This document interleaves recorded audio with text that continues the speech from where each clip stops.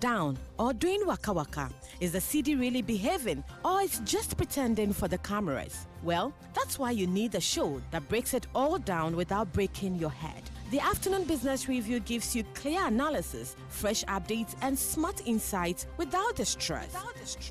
My name is Nano Yankra, and I bring you everything you need to know in the world of business Mondays to Thursdays at 12:30. Let's have lunch together.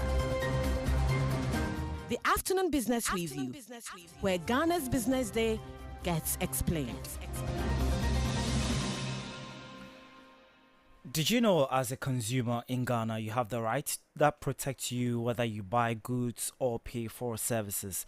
Whether you're shopping at the market, buying groceries at a supermarket, ordering online, or paying for utilities, every consumer is entitled to fair treatment. One of our most important rights is the right to safety. This means that products and services offered to the public should not pose a risk to your health or safety when used as intended. Another key protection is the right to value for money. Products and services should meet the quality that has been promised.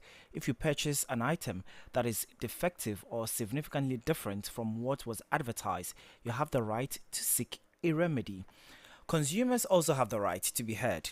If you have a complaint about a product or service, you can raise the issue with the seller or service provider. If it is not resolved, you can report the matter to the appropriate regulatory authority for further action. In addition, consumers have the right to redress.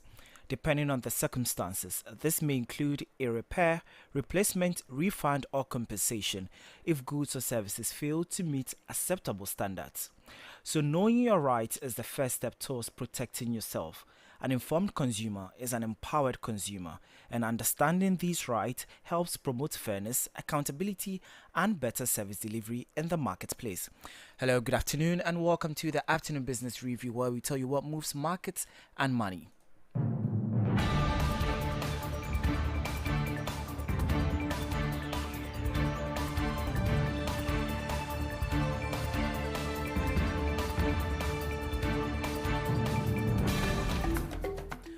My name is Agyemang Prempeh, and that's how we start the show today on Class 91.3 FM. Welcome on board. Let's start with our regular commodity market.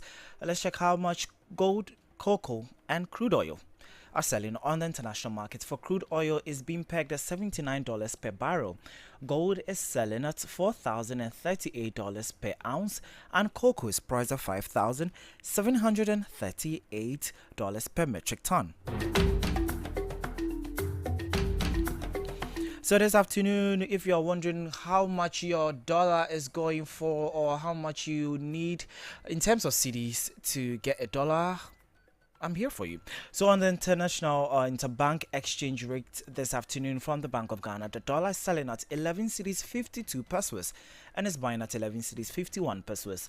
The pound is going for 15 cedis 42 pesos and is buying at 15 cedis 40 pesos, whereas the euro is trading at 13 cedis 16 pesos and is buying at 13 cedis 15 pesos. Please note, these rates could be slightly different at the various forex bureau and banks.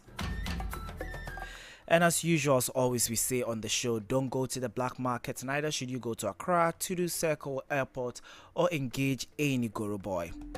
Move to a licensed, accredited, registered, and recognized forex bureau or any of these commercial banks.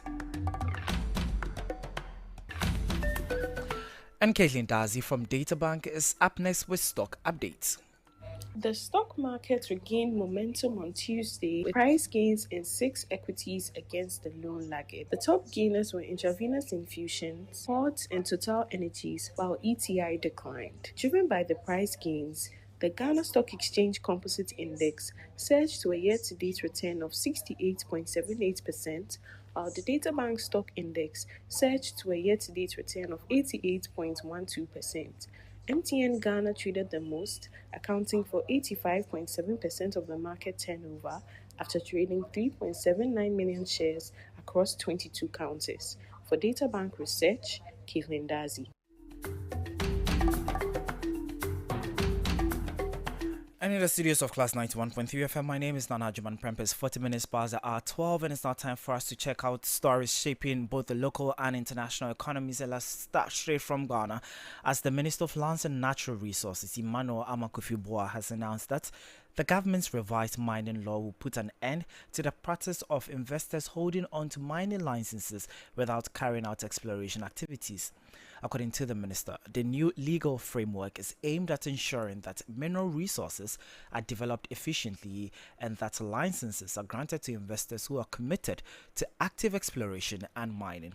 Taking his turn at the Government Accountability Series earlier today, the minister warned that companies that fail to utilize their license within a specific period risk losing them. Let's take a listen. We have removed reconnaissance and prospecting licenses and replaced it with exploration licenses fixed for 5 years maximum. Why? For a long time, the industry has been occupied by speculators who have simply taken licenses and occupied the whole of Ghana and do nothing. We want serious investment that are focused on the serious business of mining, exploration. And so there are timelines in this exploration period. 2 year, we will see your work program, and then we will extend it for a maximum of 5 years. If for 5 years you can't act, we will take it from you. You hear the Minister of Lands and Natural Resources, Emmanuel Amakofi-Boa. The ranking member in Parliament's Economy and Development Committee, Kojo Oponkroma, has raised concerns over the implementation of the government's flagship 24-hour program, 24-hour economy program, arguing that there is little evidence of its impact nearly 2 years into the administration. According to him, Parliament approved approximately 650 billion cedis in public expenditure during the period, yet the policy has not delivered on its promise of creating a one job, three people, three shifts employment model. He is therefore calling for answers on the program's implementation.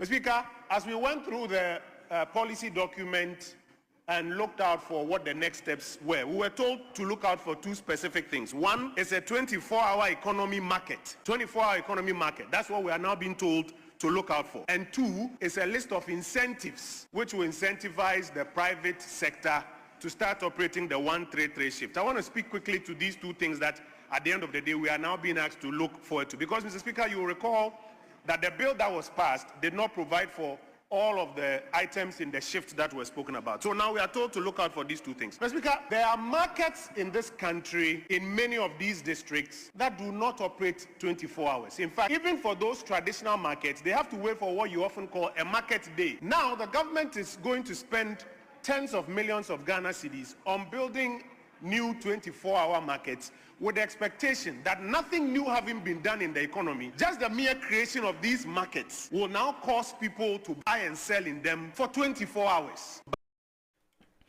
Kojo Oponkroma is the ranking member in Parliament's Economy and Development Committee. On the international front, the federal government of Nigeria has expressed its readiness to partner with credible investors to address Nigeria's housing deficit, saying it is willing to provide land across the country for mass housing projects.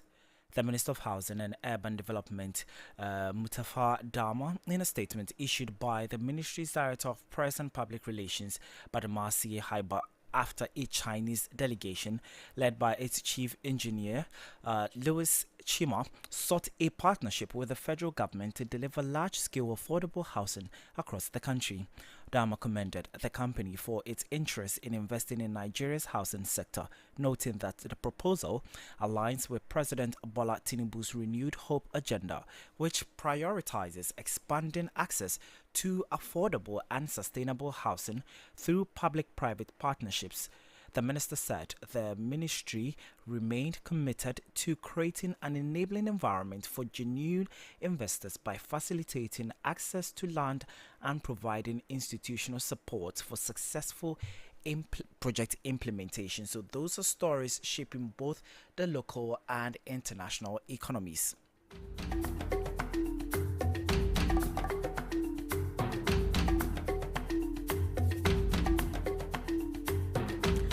It's now time for a big conversation today, and today we're talking about the State of the Ghanaian Consumer Report 2026 by CATS International, and we're booked to speak with the Director, West Africa Regional Center for CATS International Accra, Apia Kusi Adomako. So let me just give you a set of the whole conversation for today. So the State of the Ghanaian Consumer Report 2026 is the latest edition of CATS International Accra's flagship consumer research, which assesses the experiences, rights, challenges, and satisfaction levels of consumers across Ghana.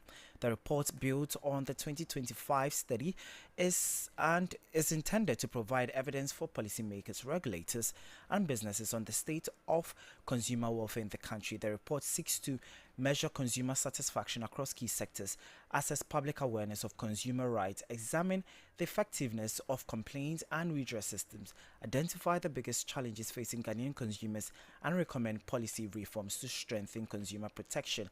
And we've been joined on the phone line by the Director, West Africa Center for CATS International, Accra, Apia Kusi Adomako. Hello, Mr. Apia. Good afternoon, and thanks for joining us. Hi, good afternoon, sir. And good afternoon to your listeners. Right, so we want to delve into the report today, but going through the report before the show, I know you stated some sectors. We have the banking sector, telecommunication industry, we have the utilities, water, electricity, e-commerce space, we have waste management, and also gaps in Ghana's consumer rights and protection. So I just want us to focus our conversation on this. But first off, what are the biggest takeaways from the State of the Ghanaian Consumer Report 2026? Okay. I would like to say that the key thing is that because we do not have a consumer protection law, businesses, some majority of Ghanaian businesses do not have any standards in terms of ensuring that the consumer rights are protected. So when a consumer gets a complaint, as to how these businesses will resolve it is very, very low.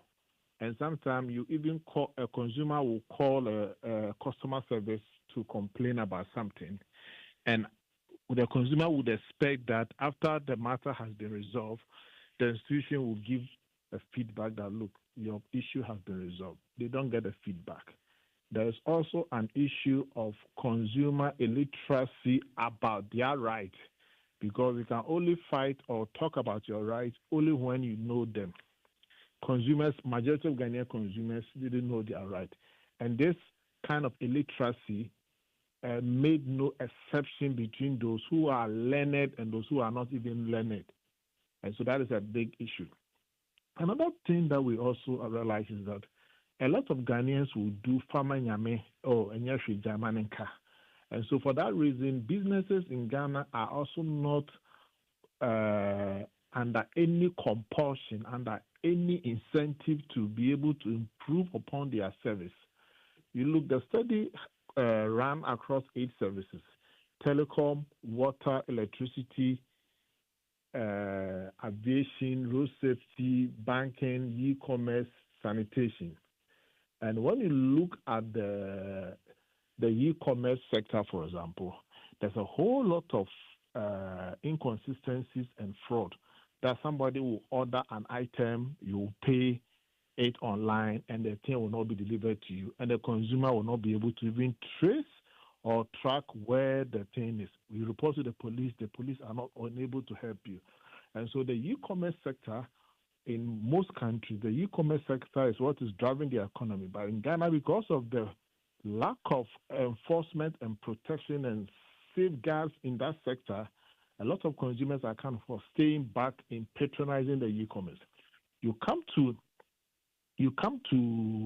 water, for example. You know what, your water can go off for many days. Yeah, and nobody will give you a reason. For instance, our water comes on Wednesdays and sometimes Fridays. So let's say Yes. 2 out of 7. That is it. Then you come to the banking sector, for example. A consumer reported a complaint that, which I also can admit to that, your account will be debited by the bank, and the bank will not even provide any proper narration as to the purpose of those debits. Yeah. When it comes to ATM machines, maybe I have an account with Bank A, and I want to go and withdraw money from my bank A ATM machine. I go there, the bank A ATM machine is not working. Then I go to bank B to use my ATM machine to work in the bank B machine. I took money and I am charged a fee for using a third-party ATM machine. Meanwhile, my bank charges me every month a flat fee for using their ATM services. And however, if my bank machine goes off and I'm going to use a third-party machine, I have to pay for the inefficiencies of my bank. And this is a problem that consumers are facing. So the report doesn't look good about consumer protection and consumer satisfaction in the country. And I want to say that the key thing is that we don't have the consumer protection law. But I'm happy to announce that the Ministry of Trade has made some substantial progress in terms of getting the bill. I'm sure, hopefully, before the end of the year, I think that it should find its way to Parliament. And once this bill comes into being and is fully enforced, that will be a new chapter for consumer protection and enforcement in the country. Right.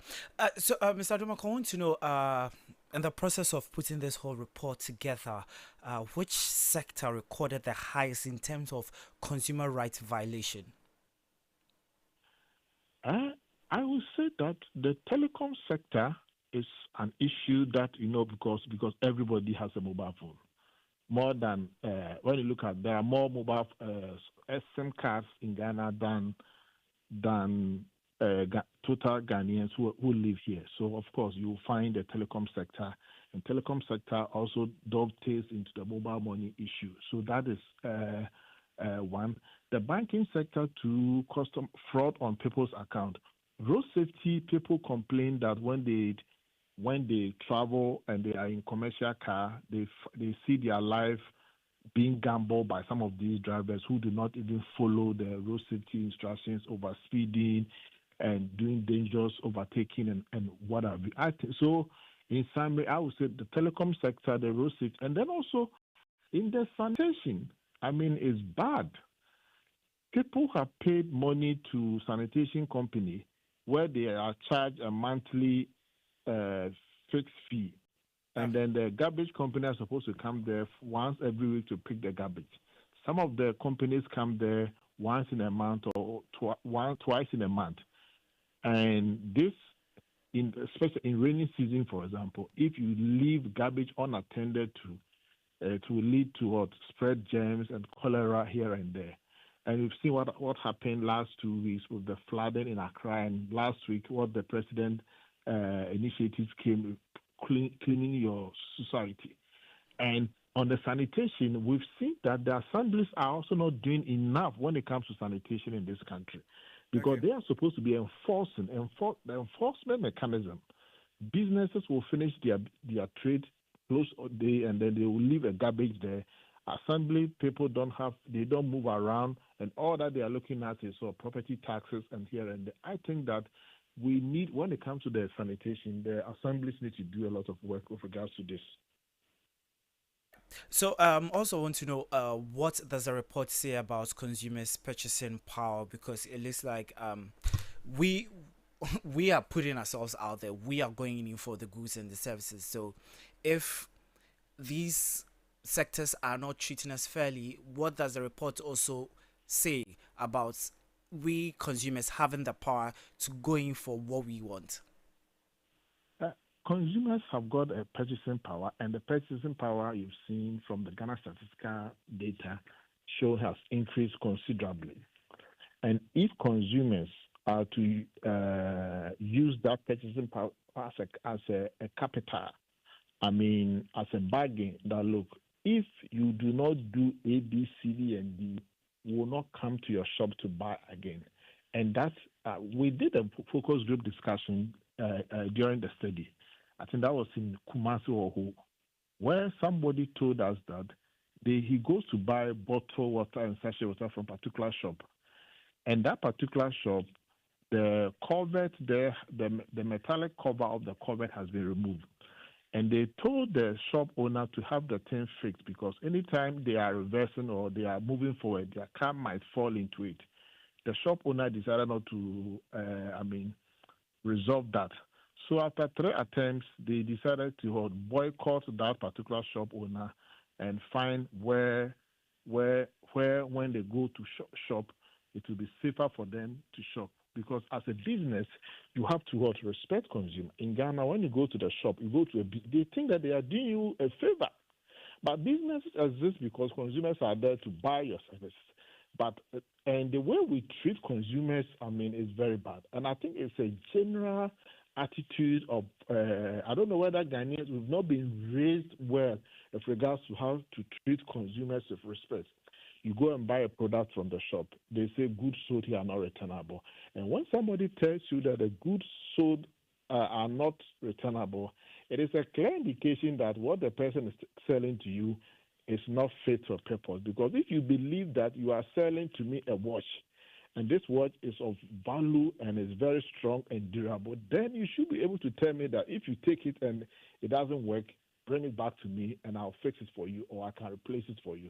But because the law is not here, most businesses the country has become more like a junkyard for inferior goods because anything that they bring into the country, they will get people to buy. Recently, we've seen how Ghana Standards Authority has been going around and removing substandard goods from the market. Yeah. And I'm going to thank the GSA for doing that. But go beyond that, I think that consumers must also be enlightened. And once we have an informed consumers, businesses will learn to do what is right, and then the market will see improvement in the Ghanaian market space. So you did mention that the Trade Ministry of Government is working on getting the Consumer Protection Act passed in Parliament by end of year. So I want to know how well would this bill or law act being passed, how was it going to sanitize the space for consumers and businesses? First, currently, consumer protection regimes are scattered across various regulatory frameworks. So when it is telecom, you have to go to NCA. When it is finance and banking, you go to BOG. When it is food and drugs, you go to FDA. When it is standards, you go to GSA. And there are some consumer issues that do not even have an authority and regulator to address that. So getting the law together, getting the law in place would centralize consumer protection mechanisms in the country, number one. Number two, it will also provide an avenue. Currently, most of the avenue, you may have to go to court, and court is expensive, time-consuming. So people will just However, when the authority comes, the authority will be like PRCs and NCA, where you'll be able to submit a complaint and the authority will be able to administratively work with the business to resolve that. Or there's also a court, that a small claims court there, and then to also have an enforcement powers. So the authority will be a game changer because they will have the enforcement powers and they will also ensure that the businesses comply with the laws of consumer protection mandates in the country. So finally, we're wrapping up the show. Based on this report from CAT International and from you, what's that recommendation you give to the government as regards the report? I want to say that government must, I want to say Parliament, that Parliament should, once the bill gets to Parliament should work on it quickly and get the bill passed without any dilly-dally on it. And government also prioritize the establishment of the Consumer Protection Commission so that consumers who have problems can go there and have justice and mercy. Oh, very well. Thanks for your time and thanks for speaking with us, Mr. Adomako. Thank you very much, sir. Bye. So you heard the director was Africa Regional Center, CAT International, Accra, Apia Kusi Adomako. So we had a conversation on CAT International 2026, the State of the Ghanaian Consumer Report. And he mentioned that the telecommunication industry actually recorded the highest number in terms of consumer rights violations. He also mentioned that Parliament basically should swiftly pass the Consumer Protection Act, and also government should set up a consumer protection committee so that consumers will be able to send their grievances, whatever they are going through that channel, so that we can create a safe, beautiful, and harmonious space for consumers and businesses to thrive. So that's our show for today here on Class 91.3 FM. My name is Agyemang Prempeh, sitting for Nanoye. Anchoring the show has been the Afternoon Business Review. Catch us same time tomorrow, 12:30 to 1. Same dial, same host, I'm sure. And as usual, we say you don't need a dictionary to understand business news. Good afternoon and enjoy the rest of our programming.